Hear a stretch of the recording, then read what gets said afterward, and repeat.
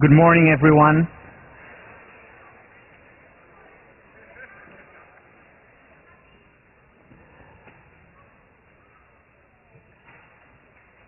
Hi, so the semester has started officially today.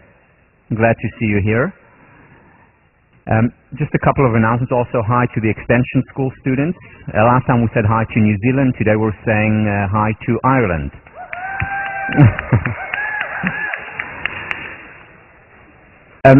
In terms of sectioning for the undergrads and graduate students, here you will get an email from Sean Acor tomorrow, and you will put in your section preference.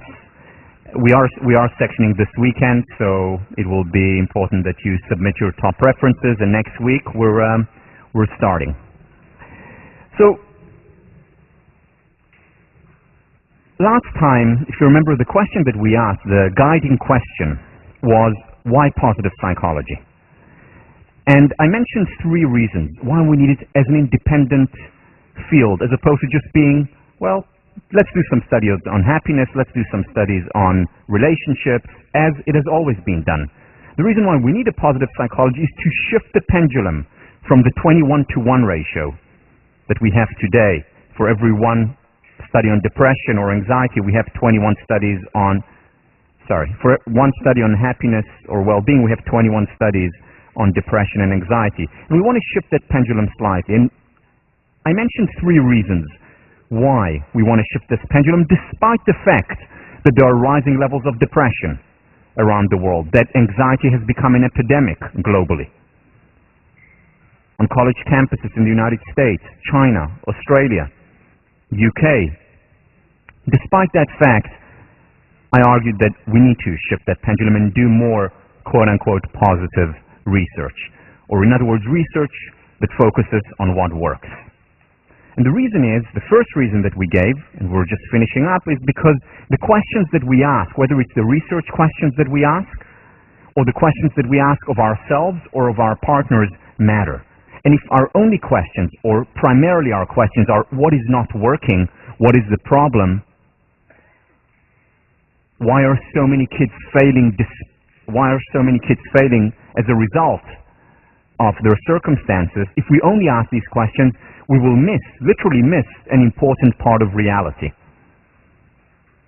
Just like you missed the children on the bus in the exercise. Most of you did. And if we also ask the positive question, then suddenly new possibilities, new quests open up. Just like they did for the researchers when they started to ask no longer why do so many individuals fail, but started to ask what do some individuals do and succeed? Why do some individuals succeed despite the unfavorable circumstances? And then we had the story of Marva Collins, who exemplifies so many of the themes that we'll talk about throughout the course. What Marva Collins did was help her students shift from the passive victim, you're a victim of your circumstances, of your upbringing, neighborhood, country, whatever it is, from a passive victim to an active agent. Yes, it's difficult, it's tough, it's unfair, however, it's your responsibility. No one is coming. It's up to you to make that difference in your life. And she made a difference to thousands of people's lives and continues to do so. In other words, if we look at the case of the Chicago school system where Marva Collins was teaching, the conventional, traditional question was, if you remember, how can we keep these students in school for as long as possible? How can we keep them in school beyond the age of 10 or 12 so that they don't join street gangs, so that they're not hurt by drugs or crime?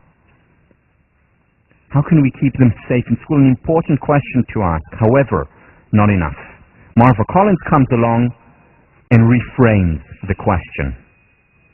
And her question becomes, how can we cultivate the seed of greatness in our students?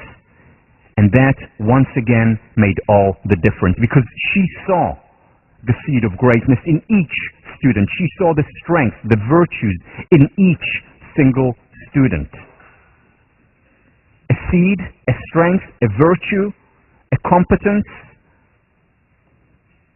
that other teachers did not see because they did not ask this question.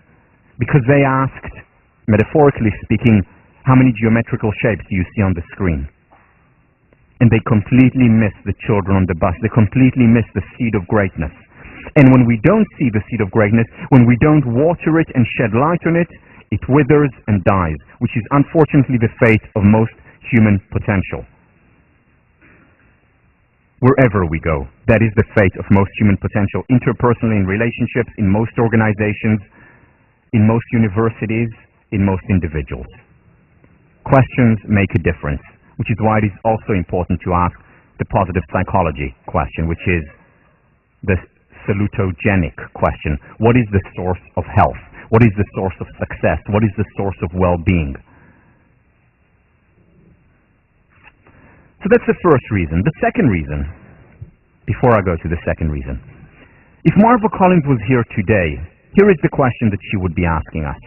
How can we cultivate the seed of greatness in ourselves and families, in our communities and organizations, in our nation, and in our world? And when we ask this question, this very important question, suddenly we see possibilities that we didn't see before. Second reason for having positive psychology as a field of study and focusing on what works and focusing on researching happiness and relationships and well-being is because happiness does not spontaneously arise when we take unhappiness away. Now, happiness and unhappiness, or happiness and neurosis and psychosis and depression, are interconnected, of course. It's very difficult to be happy if we're experiencing severe depression or anxiety.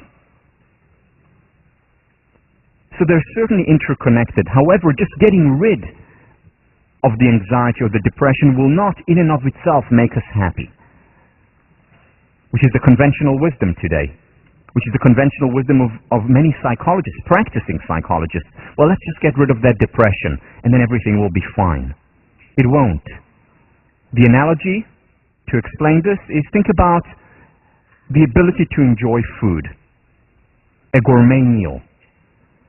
Now, if we have indigestion, it is very difficult to enjoy food.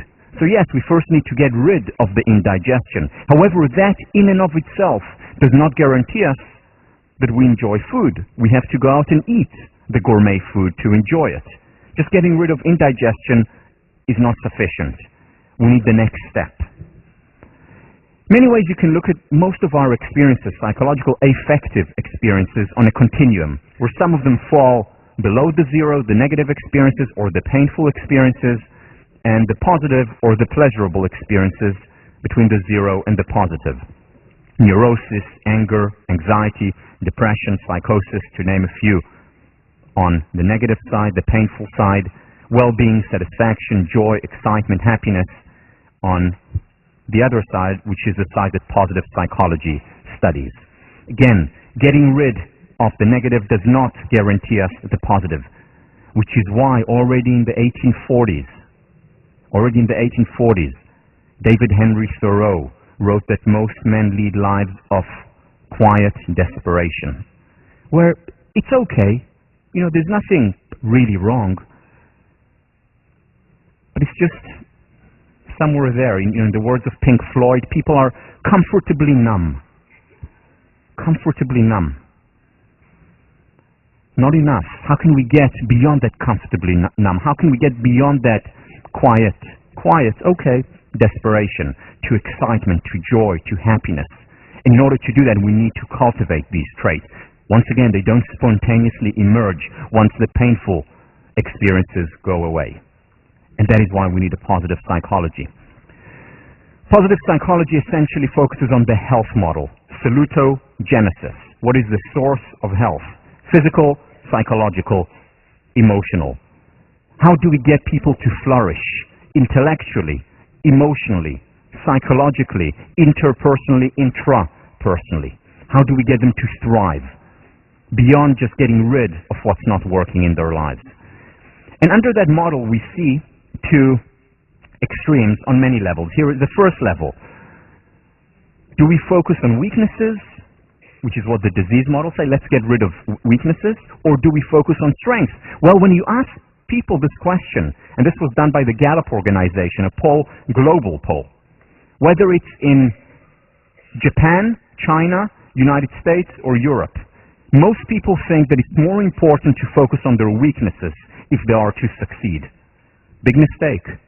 The people who focus primarily, not only, remember the also, who shift the pendulum, who focus more on their strengths, are not only happier, they're also in the long run more successful.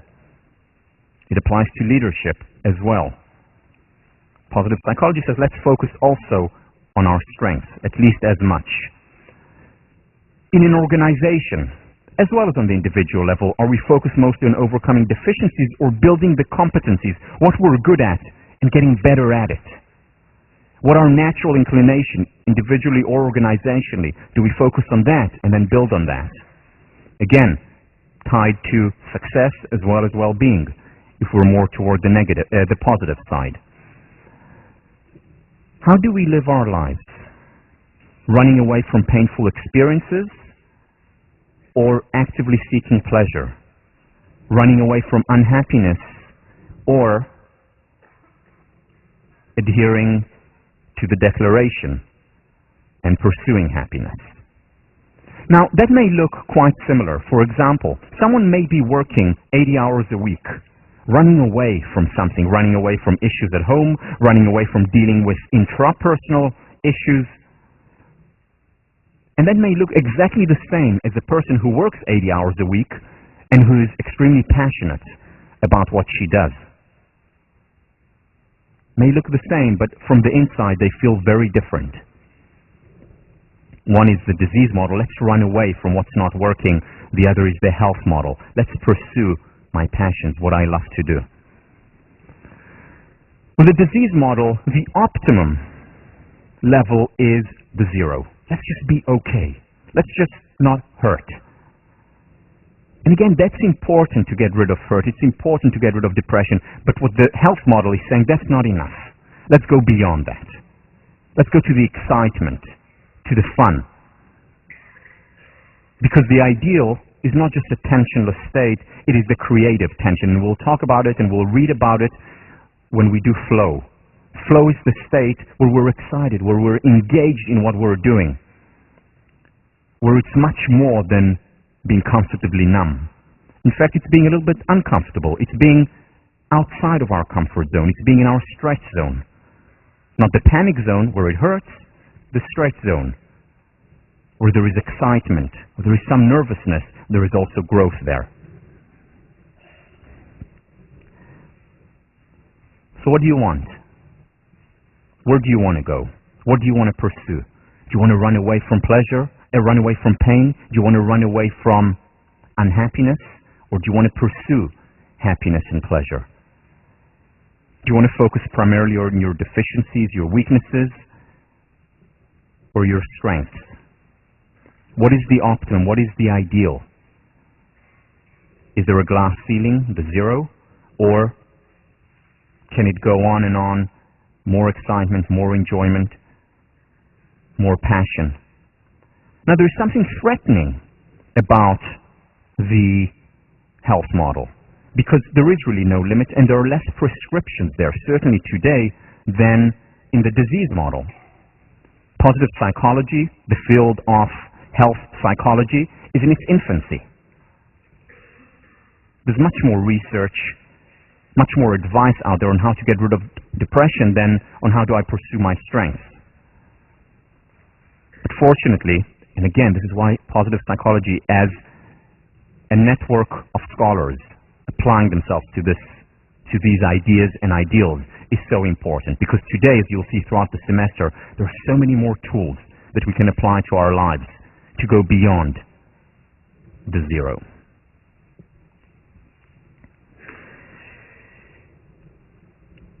That's not all. So we said that there are three reasons. It's about where we focus. Focus creates reality.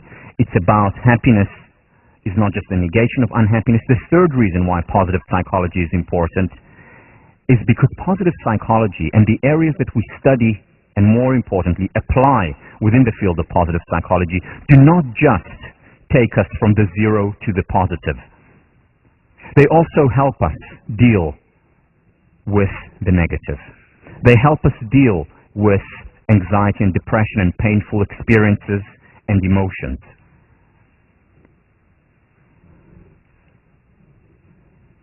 When we cultivate the positive, we're essentially focusing on prevention.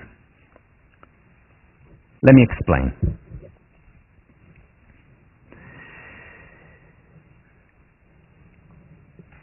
What has been found over the last 10 years and a little bit longer is that the most effective way of actually dealing with the rising levels of depression in our culture, with individual depression or anxiety, is actually not to focus on the depression and anxiety directly, but that is important as well.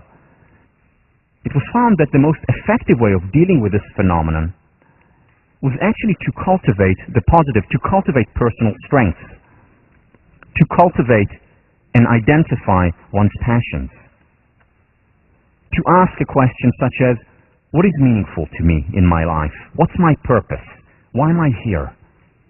What do I really, really want to do once I graduate? People who ask these questions and spend time on these questions are much more likely to begin a quest that is not devoid of the painful emotions. No quest is. But a quest that is more enjoyable, more pleasurable, more meaningful, and also more successful, as it turns out. But more importantly, more successful in what I call the ultimate currency, which I think is the currency of happiness and well-being. The reason is because there are two different approaches to dealing with illness. One, the positive psychological approach, is that the illness is the absence of health, as opposed to health is the absence of illness. I mean, think about the disease model. The disease model is we're sick because we're ill, and did you listen to that? We're sick because we're ill. That was very profound. You should think about it for a while here. I'll let it time just to marinate a little bit so that you can... Let me start that again. If we take away the illness, then we become healthy. That's the model, the conventional model. Take away the illness, you become healthy, it's good. The positive psychological model is slightly different. It is you're ill because you don't have enough health in your life, because you're not pursuing those things that make you healthy. And what makes you healthy? The things that I spoke about before: pursuing meaning, purpose, cultivating healthy relationships. And when we don't have these things, that's when illness comes in. Now, the difference between the two models, the model of the health model and the disease model, is more than just semantic.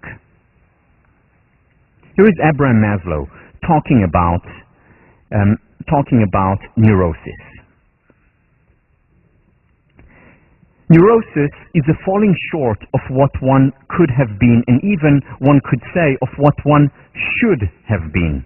Biologically speaking, that is, if one had grown and developed in an unimpeded way. Human and personal possibilities have been lost. The world has been narrowed, and so has consciousness. Capacities have been inhibited. Let me explain what he means here. What he means is that we're ill because we do not cultivate what we're about enough. We do not become self-actualized. We don't do what we're supposed to do. We diminish ourselves, and that's when we become ill. That's when we're unwell. This is very different from the disease model that says, okay, you're unwell, deal with that illness. What he's saying, no, you're unwell, focus on your health, strengthen your health. Because you're ill because you haven't focused enough on your health.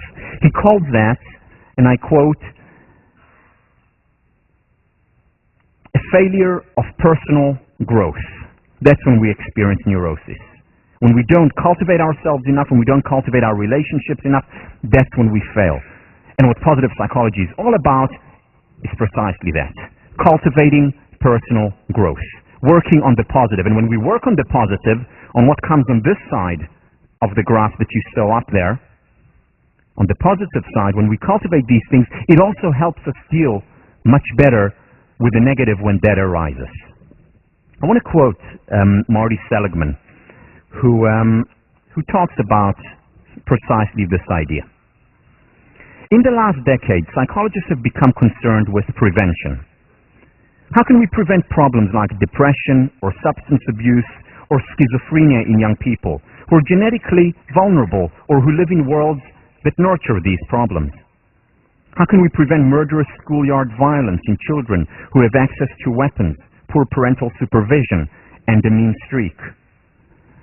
Now he's asking this question, and the disease model response to this is, we need to help them deal directly with their depression and with their anxiety and with their unhappiness so that we can prevent all these social ills, whether it's violence, whether it's unhappiness.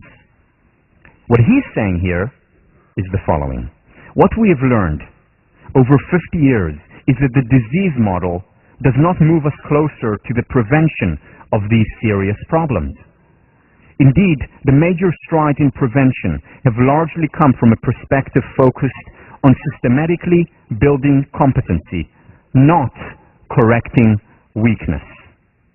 In other words, the health model. Let's work on competencies. Let's work on strengths. Let's work on relationships. Let's help them identify something meaningful in their life, their passion. And that's how we will, over time, also help what comes on the negative side. Health model versus the disease model that goes directly to deal with the disease. Now again, Seligman is not saying to the exclusion of. He's saying also. He continues. We have discovered that there are human strengths that act as buffers against mental illness. Courage, future-mindedness, optimism, interpersonal skill, faith, work ethic, hope, honesty, perseverance, the capacity for flow and insight, to name several. We've shown that learning optimism prevents depression and anxiety in children and adults, roughly halving their incidence over the next 2 years. Similarly, I believe that if we wish to prevent drug abuse in teenagers who grow up in a neighborhood that puts them at risk, that the effective prevention is not remedial. Rather, it consists of identifying and amplifying the strengths that these teens already have. It's exactly what Marva Collins did. Focus on the health and cultivated that. Watered it and shed light on it and realized it. We'll talk about all these ideas throughout the course. What the health model does, this is a theme that will go throughout the course, is cultivate capacity. It cultivates the capacity to deal with the negatives when these arise, whether it's negatives and painful experiences in relationships or in ourselves. What does that mean? What does that mean? Well, let me draw on two analogies. Cultivating capacities is about creating a strong psychological immune system. These are the words of Nathaniel Branden. Psychological immune system. What happens when we have a strong physical immune system? Does it mean that we don't get ill? Of course not. We do. But it means that we get ill less often, and when we do get sick, we recover more promptly. This is exactly what cultivating strength, optimism, sense of purpose, meaning, mindfulness, this is exactly what these characteristics do. They enlarge, transform the way we see, the way we experience the world, enlarge the capacity of the form, and thus we're better able to deal with inevitable difficulties. And there are inevitable difficulties. No life is completely immune to those. So strengthens our immune system. Another analogy that we can use is of an engine. If we have a small engine and we have to pull a car up a steep hill, a difficult hill, the engine is more likely to collapse, to blow up. Whereas if our engine is large, we're much more likely to get up that hill and to do it more gracefully with relative ease. So what we're doing when we cultivate the positive, we're strengthening our, metaphorically speaking, psychological engine, and we're better able to deal with the negative to zero. Not to mention the fact that we're also able to become happier, because happiness does not just come spontaneously when we negate unhappiness. I want to go back to our local village. So remember last time I put up the article by the Crimson. That was, unfortunately, couldn't find a more recent one. That was in 2004. But the situation is rather similar today. And one of the things that the Crimson article says is that we need to put more resources into mental health at Harvard. And that's important, I agree. However, that's only part of the picture. What we also need to do is put the resources in some different places as well, not only, as well. Because it's not just enough to put it in the resources in places that help us deal with our depression and anxiety and unhappiness directly. It is also important to put these resources in places that help us cultivate capacity. The capacity to deal with these difficulties and hardships when they will arise, and they will arise. In other words, there has to be more resources put in places such as helping students identify their passions when they come here, helping students identify their sense of meaning in life, helping students identify what they really want to do, helping students overcome the pull, the external pull that is often there, taking them away from their core, helping them chip away those limitations, those voices, helping them identify who they really are, helping them identify their strengths, and then pursuing those while here at Harvard. All these capabilities, all these skills are skills that are mostly, and I'm not just talking about Harvard, globally, are not taught in schools. And we need to teach them. This is not to say that what is going on at Harvard with the numerous resources that we do have here is not important. It is very important. Just a small example, the Bureau of Study Council. I don't know how many of you have used that resource. I've used it as an undergrad. I still use it. Now I'm doing some work with them. Did some work with them last year, and they're wonderful. And at the same time, we also need to cultivate the positive, to think more of the zero to the positive side of the equation as well. And this is what positive psychology does, and I hope this is what 1504 to some extent will help do. To summarize, the message of the positive psychology movement is to remind our field that it has been deformed. Psychology is not just the study of disease, weakness, and damage.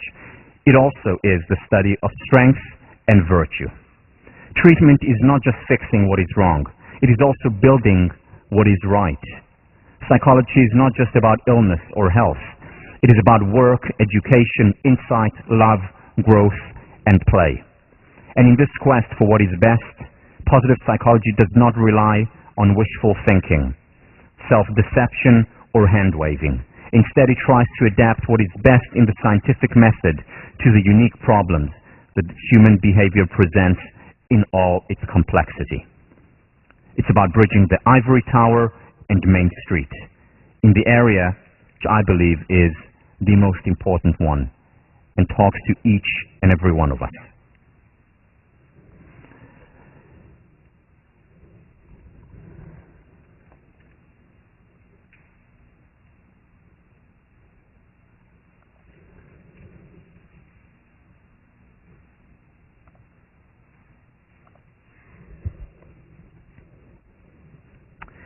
I want to move on now. I want to move on to the next set of lectures, 2 or 2.5 lectures, where I'm going to be talking about the basic premises of this course. As I said earlier, this course is not a survey course of positive psychology. It's very selective. It's about the question of questions. What can help us as individuals? What can help our community become happier? Not happy, happier. So that by the end of this 3-month semester, you're happier than you were before. A year from now, you will be hopefully happier than you were at the end of the semester, and so on and so on. So what are the basic premises? Where am I coming from when I think about these courses? And what I want to do is share with you the 5 basic premises. And these premises are going to be presented as something and essentially its opposite, so that we're clear from the outset where we're coming from, where I'm coming from, where the teaching staff is coming from, and also so that we can build the foundation of the course. Remember I talked, those of you who were here the first time, this course is built like a spiral. Everything is interconnected. What I talked about the first class is connected to what I'm going to talk about today, is going to be connected to lecture 19. So in many ways, the premises, coupled with what we discussed in the first 2 lectures, build the foundation of that spiral, upon which everything else will be built. So here are the 5 basic premises. I'll go through them briefly now and then elaborate on each in the next couple of lectures, interweaving them with studies, research, as well as applications. First, this course, as I mentioned first, is about bridge building. Bridge building among disciplines, it's eclectic, and bridge building in terms of academia and Main Street, rather than the division and the separation, the specialization that very often is dominant in academia. This approach of this course, with all its challenges, is the opposite. Once again, I wouldn't be teaching the class if I didn't think change is possible. That there is a lot of research in psychology, a lot of evidence that shows how difficult change is. So I will argue that change is possible, whether it's individual change, organizational change, and we'll start to look at how it's possible. Just at the very basic level of the spiral, we have an entire week just devoted to change, where we'll elaborate on that. Techniques, methods, tools. Third premise, related to the first, internal factors primarily determine happiness. This is what I'm going to argue for, as opposed to happiness is primarily a function of external circumstances.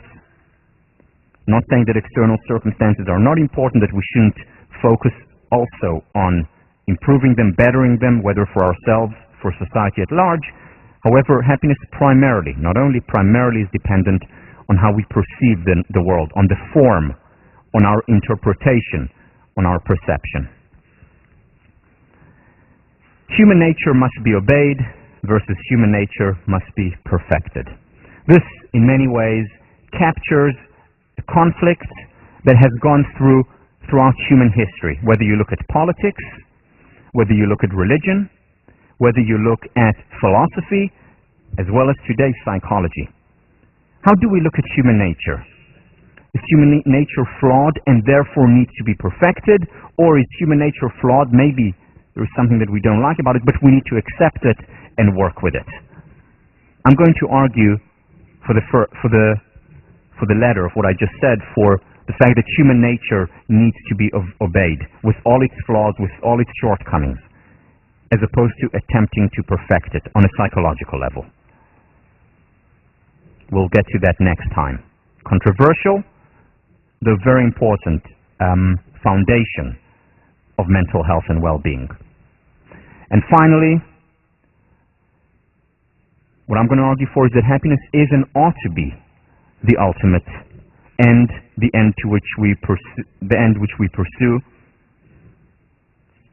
and that is also a moral claim, as opposed to happiness just being another secondary pursuit, and that there are pursuits that are higher, more important, more moral than that.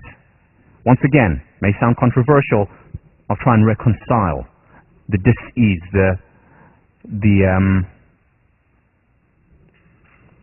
unhappiness that you may experience thinking about that.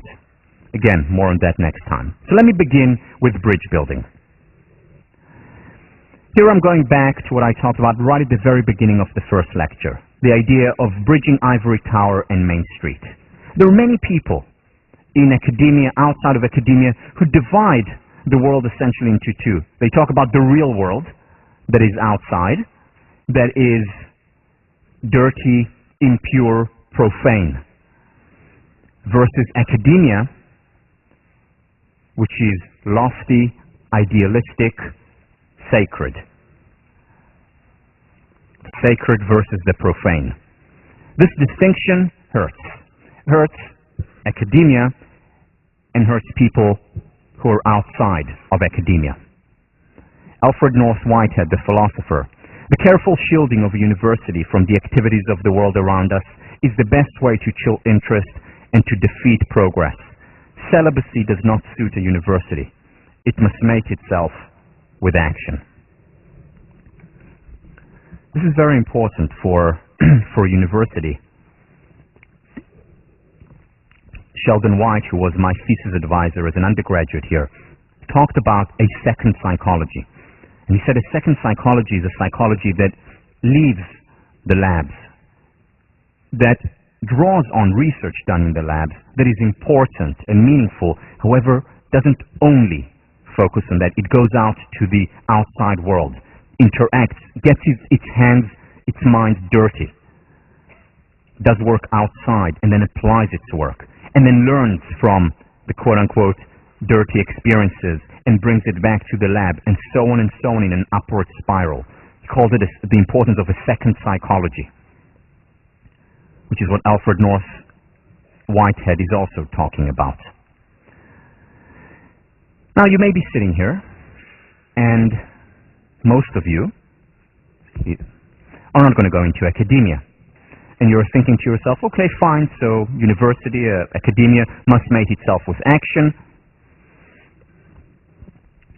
What does it have to do with me? How is this relevant to me? Not only is it relevant to you, it has everything to do with you. And here is why. What the world needs more than anything else is practical idealists.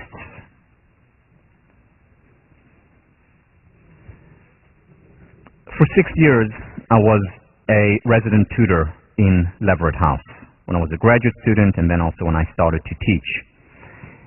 And what struck me most about conversations that I had either in Leverett, in other houses, with students is their sense of mission, your sense of mission, your desire to do good, to make the world a better place. And as I followed many of the students after they graduated, whether students who were with me here as undergrads or students whom I tutored, when I followed the path, it wasn't just empty words. These students went ahead and did wonderful things, whether it was right out of college, whether it was once they established themselves. But there was always this in the back of their mind, very often the fore of their minds. How can I make this world a better place? Passionate, idealistic, good, in the deepest sense, good. This desire to make a difference, common to just about all students.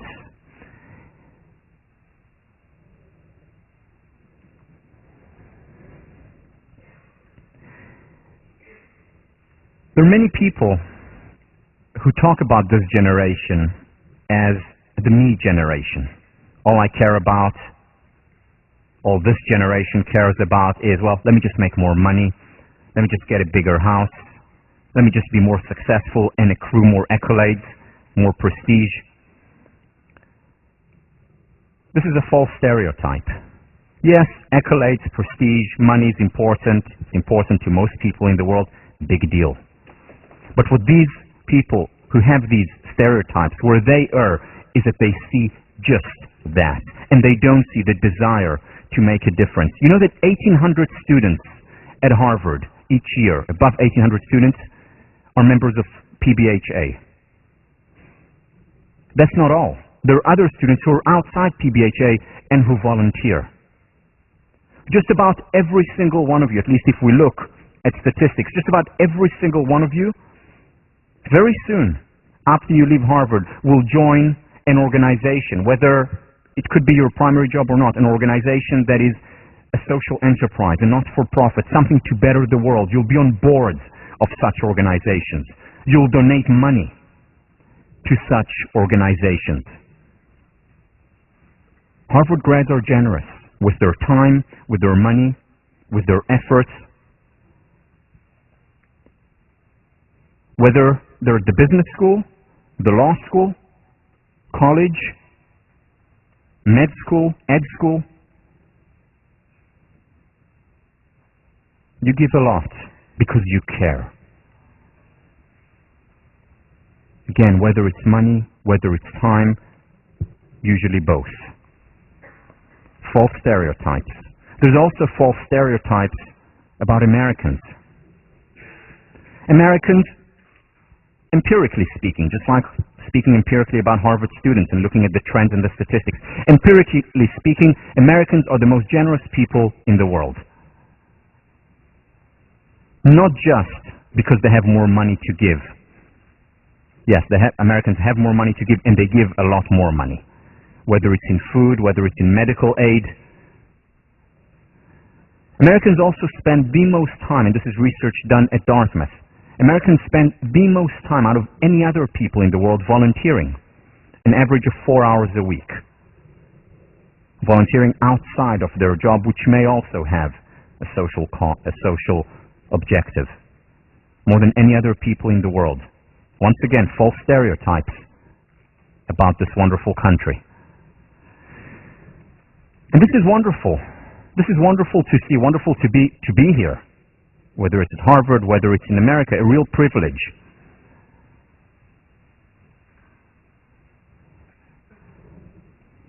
You see, many of you, not far from now, not a long time, you will be in influential positions where you will be able to do a lot of good in a for-profit organization, not-for-profit organization, on the board of your previous school, with your money, with your time. However, and here is the however.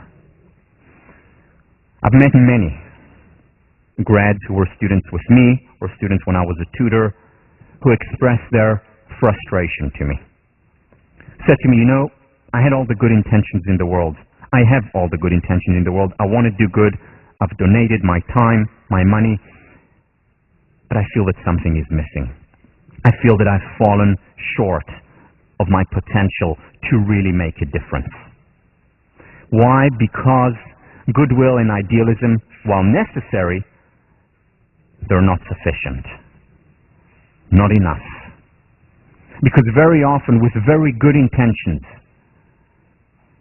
we may fall short of what we're capable of doing, or, in some situations, even hurt more than help. And we'll look at some of these studies, hopefully still today, where very good intentions actually hurt more than they help. Psychologists for decades had very good intentions about helping at-risk population. A lot of money, millions and millions of dollars went into that. With very little effect. Why? Because they didn't also ask a question that they needed to ask, which was, in that particular case, the salutogenic question. Why do some individuals succeed despite unfavorable circumstances? There were very good intentions before this question was asked. There was a lot of idealism. It wasn't enough. And very often, some of these interventions engendered the passive victim mentality as opposed to the active agent mentality that Marva Collins instilled, that programs by Karen Rivich and Marty Seligman instill. And this is where psychology can help. You see, because we can take the research and apply it. We can take this research and apply it, which goes back to the point why it's so important to bridge ivory tower and Main Street. Most of this research is not applied. So, for example, how many teachers working in the classroom day in and day out know about the Pygmalion effect? The Pygmalion effect that we're going to talk about next week or the week after shows how teachers' expectations are self-fulfilling prophecies. And if we have high expectations, if we see the seed of greatness in the student, that seed of greatness is much more likely to flourish. Whereas if we don't appreciate it, it will depreciate, wither and die. Not many teachers know about these studies and how they create, through their beliefs, a self-fulfilling prophecy when it comes to their students. How many teachers know about Marvel Collins? Every teacher in the world, on the first day of teacher training, needs to learn about Marvel Collins and the Pygmalion effect. They don't do that. How about this? Self-esteem. How do you increase self-esteem? If I had to do a poll here, most people guaranteed would say, praise people. Praise people, praise children, it will enhance their self-esteem. Right, partially right, and if it's taken as the whole truth and nothing but the truth, it's detrimental. Because there's a lot of research that shows that when we praise people indiscriminately, we're actually, in the long run, potentially hurting them more than we're helping them. Whether it's their well-being, as well as their success. But the self-esteem movement mostly says, praise people, praise children all the time. And again, that's important. But it's also important to know how to praise. How many people are familiar with the work of the Stanford psychologist Carol Dweck? Well, you're going to be familiar with it in a few weeks. Idealists, many idealists with good intentions are not. And they continue to support or to practice self-esteem as indiscriminate praise, ultimately hurting more than helping. How many psychologists, or how many interventionists with good intentions are familiar with the work of Albert Bandura on self-efficacy and how you cultivate that? Not enough. And very often more harm than good is created. How many psychologists are familiar with this new emerging field of the mind and body? How many know about the studies that show, for example, that yoga practice diminishes significantly, more than any other intervention that they tried, the likelihood of second-time offenders when they practice it in jail? After they are released, they are much less likely to return to jail if they did some yoga there. Strange, but true. How many people know that, and this is connected to my first point, that doing meditation actually literally transforms our brain, making us more susceptible to positive emotions and more resilient in the face of painful emotions? How many people know that 3 times a week, physical exercise, 30 minutes each time, has the same effect as our most powerful psychiatric drugs? 3 times a week for 30 minutes. How many psychologists or psychiatrists prescribe run 3 times a week and come see me in the morning? Not enough. That's practical idealism coupled together. How about in conflict resolution? The dominant theme of most people with good intentions who want to resolve conflict is, let's get the people together, let's get them to talk, and they and we will live happily ever after. Well, we have research from 1954, those of you who have taken social psych, Muzaffar Sharif, showing that the contact hypothesis, which is just get people to talk to one another, doesn't work. In fact, very often it worsens the situation. Very often the conflict actually gets worse as a result of just getting together and talking. That contact is not enough.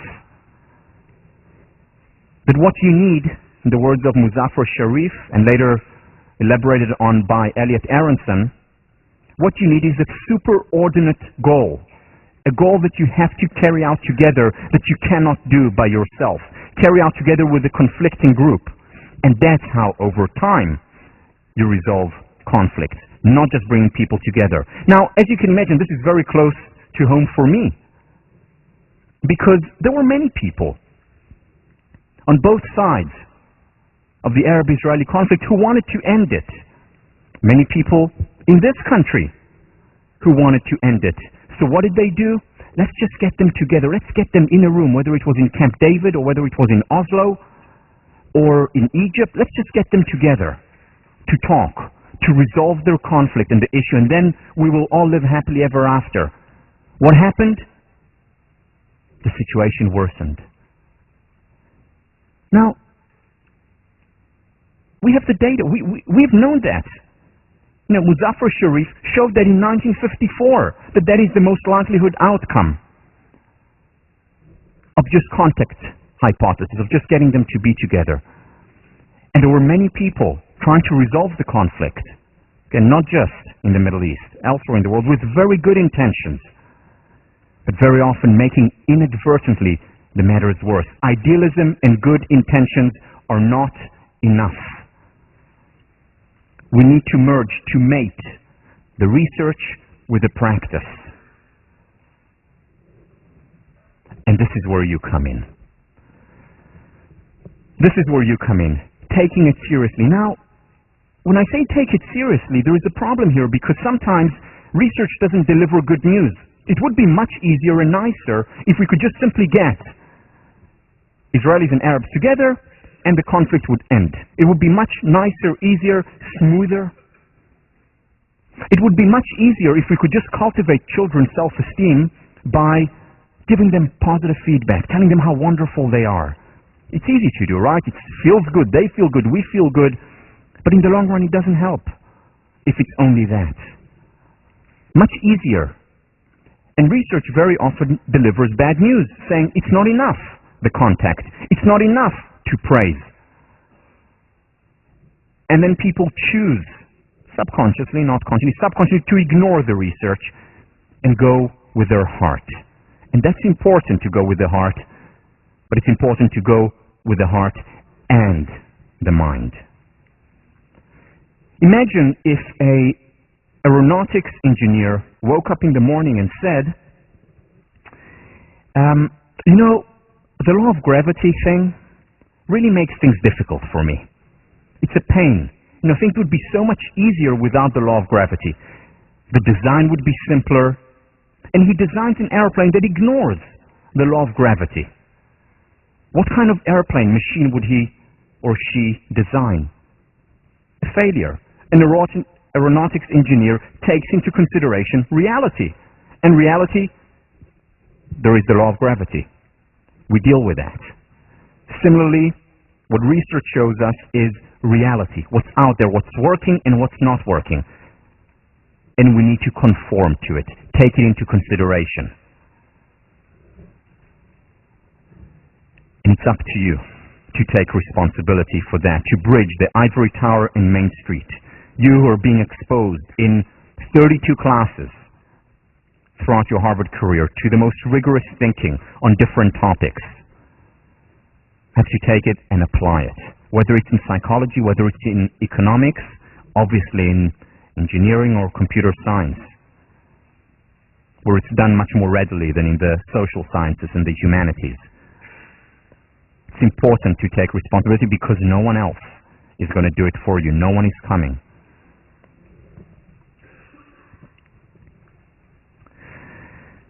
Premise 2.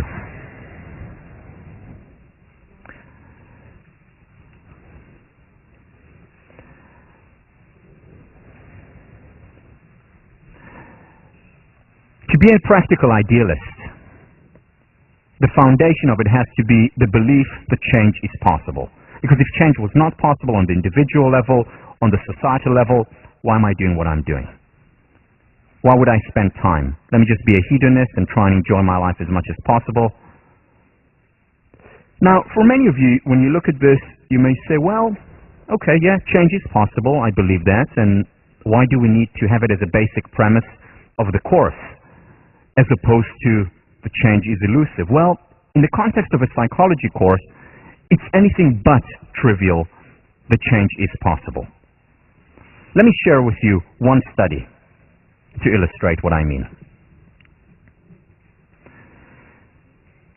The Minnesota twin study, one of the most famous studies in the field of psychology, was done by Lycan and Tellegen, two prominent psychologists.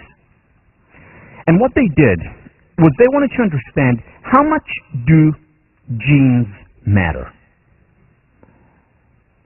How much is it about nature versus nurture? So how do you test that?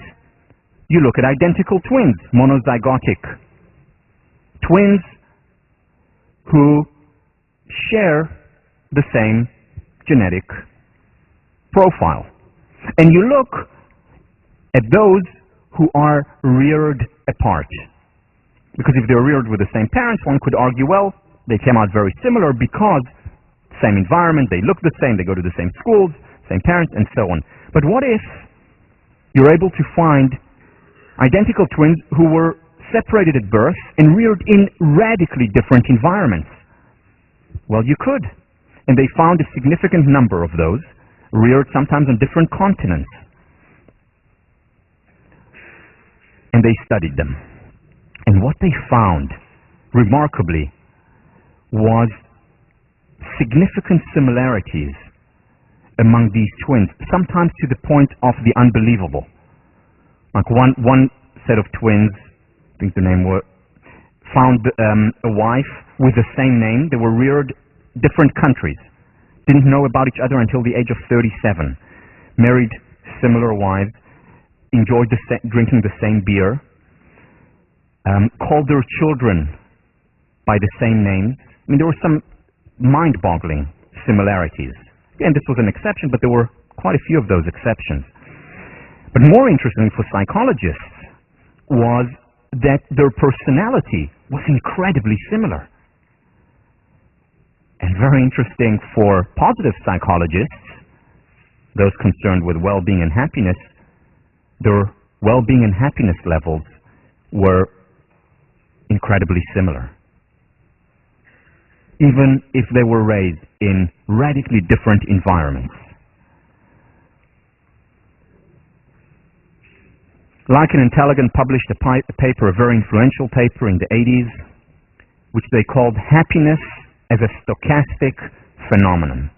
Happiness as a stochastic phenomenon. And they end this paper with the following quote: "It may be that trying to be happier is as futile as trying to be taller, and is therefore counterproductive." This quote made me very unhappy on two accounts. This was a very influential quote. I mean, this appeared in the New York Times. They talked about it on television. They were interviewed. Very problematic, because what are we doing here? If this is the outcome of research, and rigorous research that they did, I mean, not easy research to go and look around the world, what can we do about it? Well, here is my response to that. Very simply, change is possible. And again, don't take my word for it, of course. Let me discuss that further, elaborate. There is counter-evidence where people actually do change. And we have research showing that people going to therapy very often change as a result of therapy. Work by Albert Bandura, Stanford psychologist, shows that very often people encountering one special sentence, reading it or hearing it from something, that sentence can change their lives. Reading a certain book, having certain experiences, positive or painful experiences. There is this concept of post-traumatic stress disorder, PTSD. There is also the concept of post-traumatic growth. So people change up or down in their levels of happiness as a result of experiences. So there is counter-evidence that shows that not everyone's level of well-being is determined by their genes. In fact, there is research that shows that yes, genes do matter, and they matter a lot. But as we'll talk about during the week on change, other things matter as well. And the error that Lycan and Tellegen and many others make when they generalize and say change is not possible is what I call the error of the average. Yes, on average, when you looked at this group of 40 or 50 twins reared apart, when you look at the average, they're just about the same. However, that's not looking at individuals because, while many of them are the same, not all are the same. You know, it reminds me of a joke about the statistician who drowned in a pool with an average height of 10 inches. Drowned in a pool with an average height of 10 inches. You see, you cannot tell the height, or the depth rather, of a pool based on the average. Because that pool may be average of 10 inches, but it may have places that are 20 feet deep, if it's a large pool. The same when you look at the average of individuals and twins. The majority, or on average, they're extremely similar, but there are also outliers.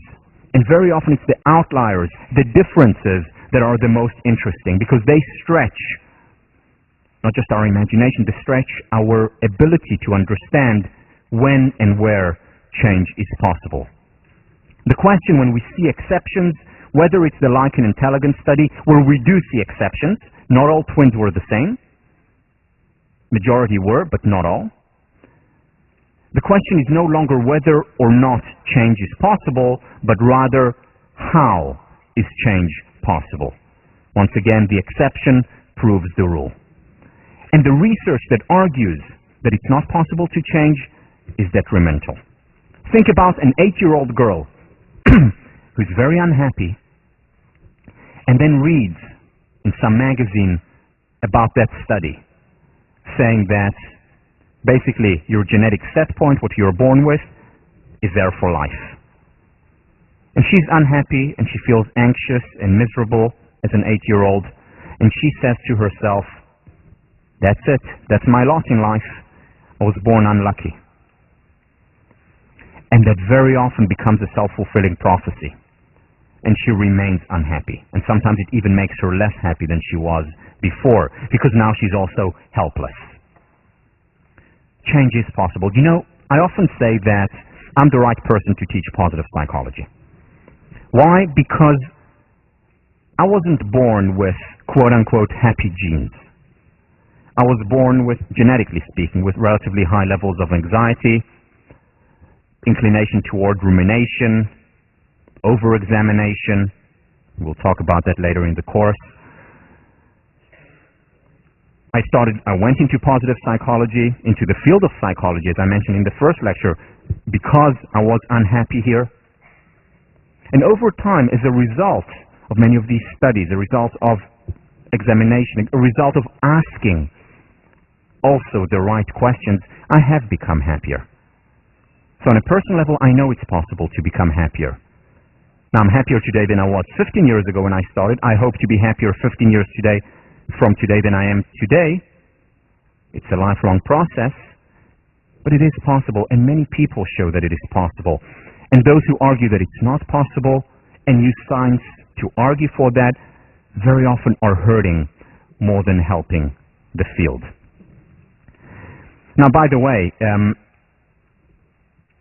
Lichen and Tellegen were interviewed recently in Times Magazine issue on happiness. And let me quote to you what they said. This is in 2005, Lichen. I made a dumb statement. It is clear that we can change happiness levels, up or down.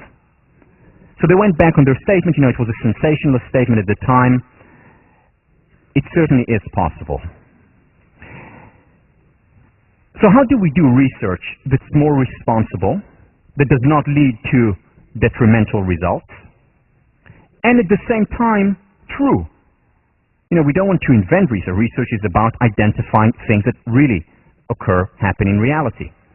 So one of the first things that I will argue for in terms of healthy research is let's also focus on what is working. That's the first thing that we discussed in the past lecture. The second thing that I will argue for, in addition to studying what works, is also to study the best. What do I mean by that? So it's not just let's study what makes people happy. Let's not just study happy people. Let's not just study what makes happy relationships and good relationships. Let's study the happiest people. Let's study the most successful relationships and learn from that. Now that is a radically different approach than studying just the average. Because what I'm saying here is let's not study the average. Let's study the top 5% so that we can understand a phenomenon better. The person who talks about this is Abraham Maslow when he talks about growing tip statistics. Let me read to you. This is taken from his book. What this kind of research design means is a change in our conception of statistics, and especially of sampling theory. What I'm frankly espousing here is what I've been calling growing tip statistics, taking my title from the fact that it is at the growing tip of a plant that the greatest genetic action takes place. What he's saying is that let's study the sages, the saints, the extraordinary people, the arrowhead, so that we can understand and realize the potential in all people. Let me quote him in greater length. This is very important, which is why I'm doing it. If we want to know how fast a human being can run, then it is no use to average out the speed of a good sample of the population. It is far better to collect Olympic gold medal winners and see how well they can do. If we want to know the possibilities for spiritual growth, value growth, or moral development in human beings, then I maintain that we can learn most by studying our most moral, ethical, and saintly people. On the whole, I think it is fair to say that human history is a record of the ways in which human nature has been sold short. The highest possibility of human nature has practically always been underrated. Certainly it seems more and more clear that what we call normal in psychology is really a psychopathology of the average.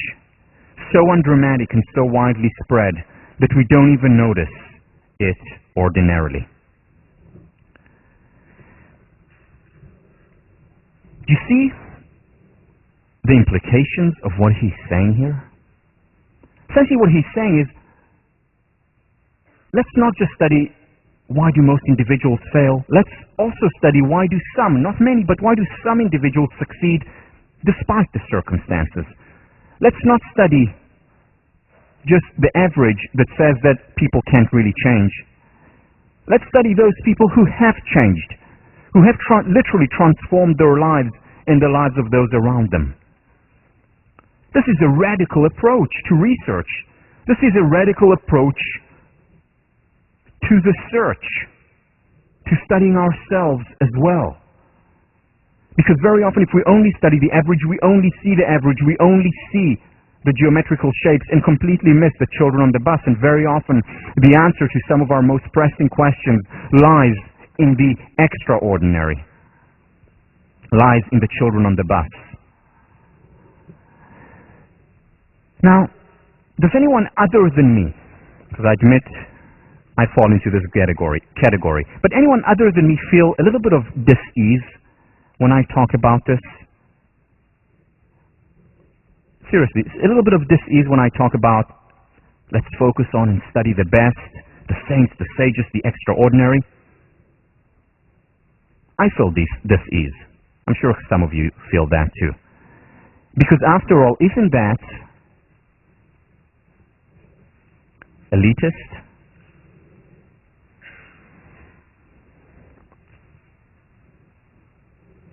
Shouldn't we study the average because we're concerned not just with the elites, we're concerned with the average?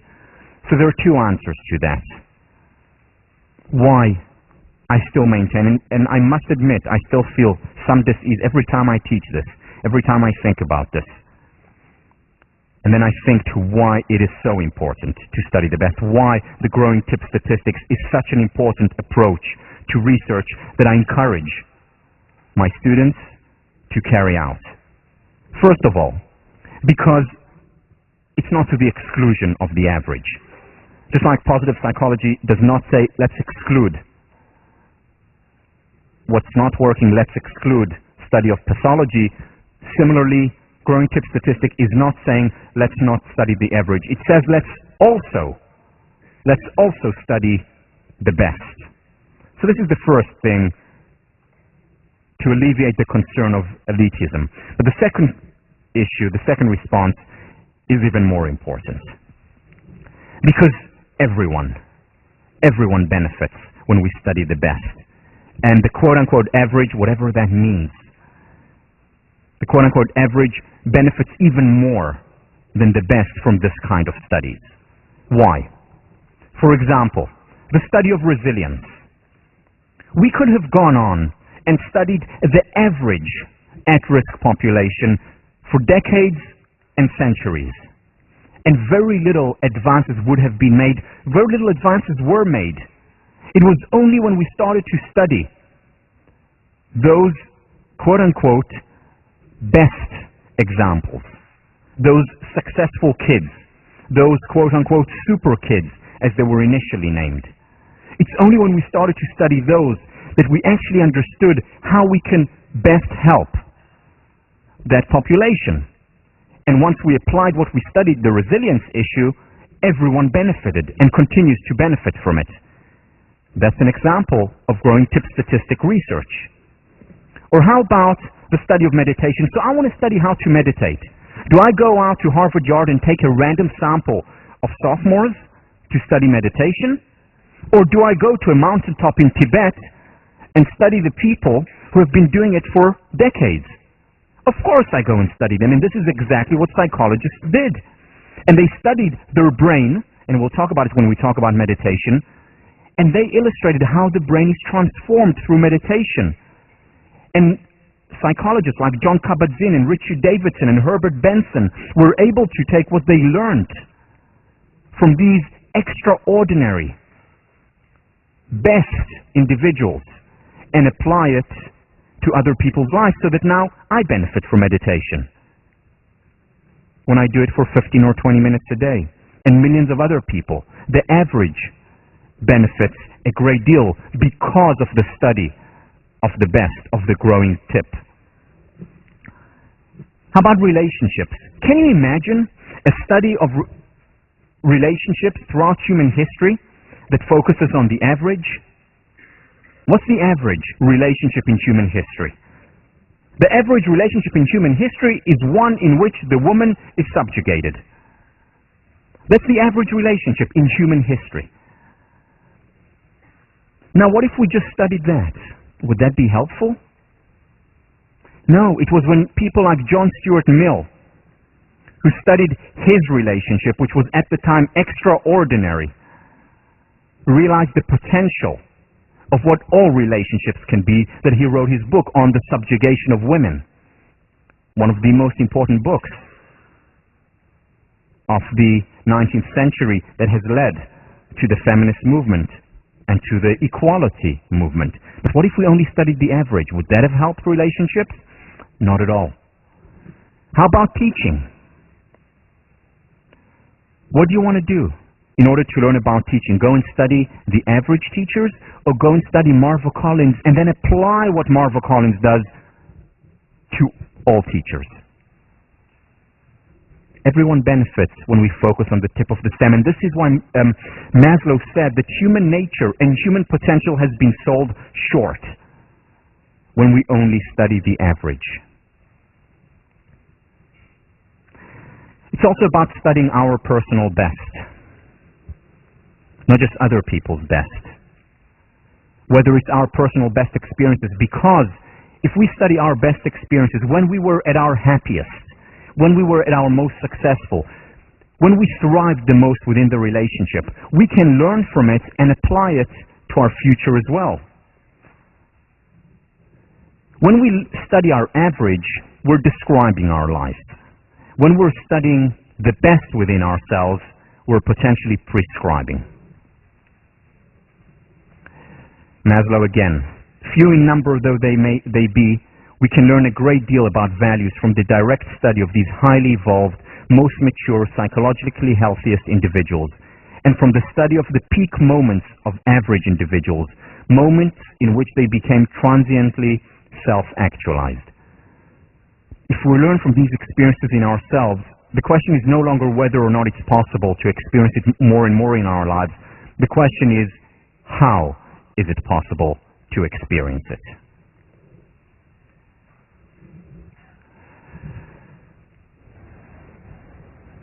All right.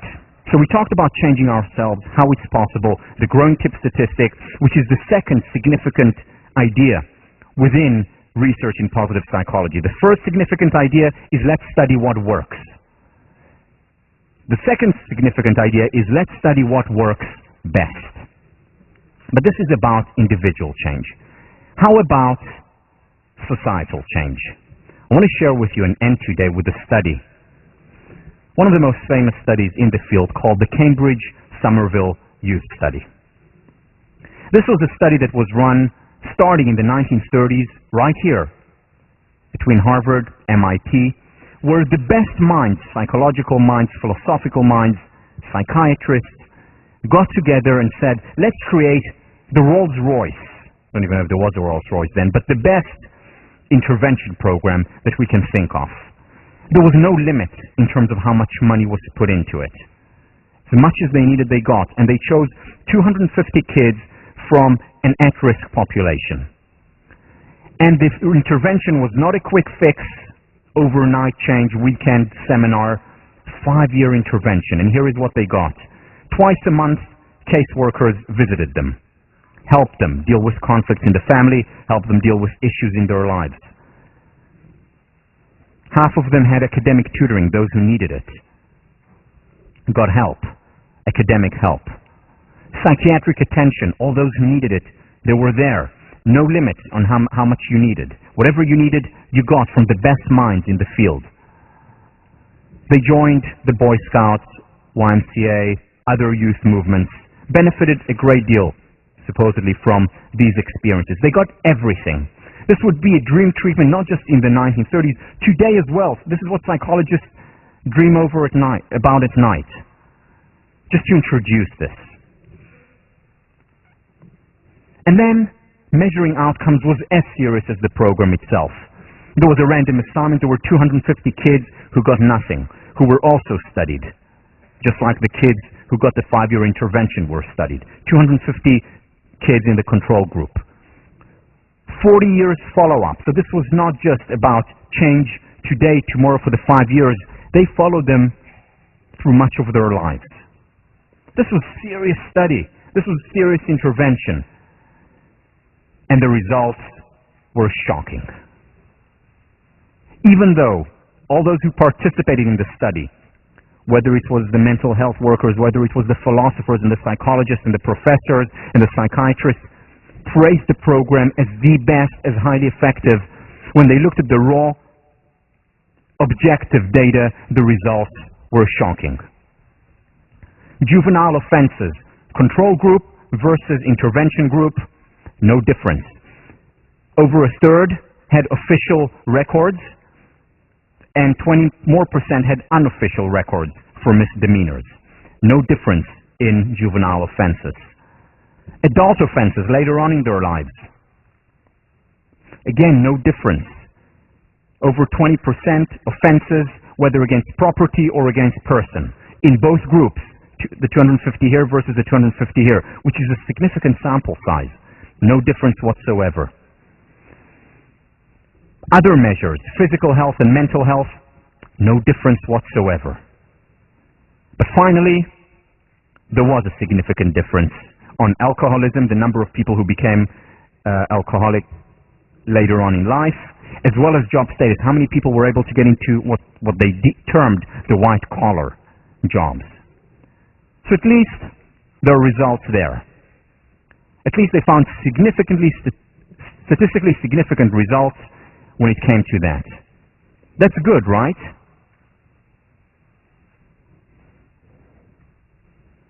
Not at all. Because these results were quote-unquote in the wrong direction, meaning there were more alcoholics in the intervention group than in the control group. There were more people in the control group making it quote-unquote at work raising their status at work than in the intervention group. In other words, the intervention did more harm than good. Idealism, good intention, a lot of money, wasn't practical. Now, many people who look at this study, this is a seminal study. There are very few studies in the history of psychology that were that serious. They say, well, societal change is probably not possible. Give me 1 minute, and I'll finish. Societal change is not possible, they say. Is it? Well, first of all, there are exceptions, and when we have exceptions, that proves the rule. There are programs that actually work. Whether it's the work, again, of Karen Rivich and Marty Seligman from UPenn Resilience Program. Whether it's Marva Collins, who's certainly an exception, who shows how interventions work. And it's interesting to think about the difference in what Marva Collins does, where she doesn't give the students a sense of entitlement, where she praises them, but she gives them hard love as opposed to a free lunch, where she doesn't label them as needy, and the study perhaps labeled these kids as needy. There are many differences, but the key is to study this exception and for practical idealists to come together and to say, what is working? Let's study the best. Let's study what works and then apply it. Let's spread the word. Let's do what Maslow talked about back in the 1950s. What he suggested is a Manhattan Project type attack upon what I consider to be the truly big problem of our time, not only for psychology, but for all human beings with any sense of historical urgency. The Manhattan Project, when they created the atomic bomb, and whether or not you agree with the Manhattan Project normatively, positively one second, I'm almost done.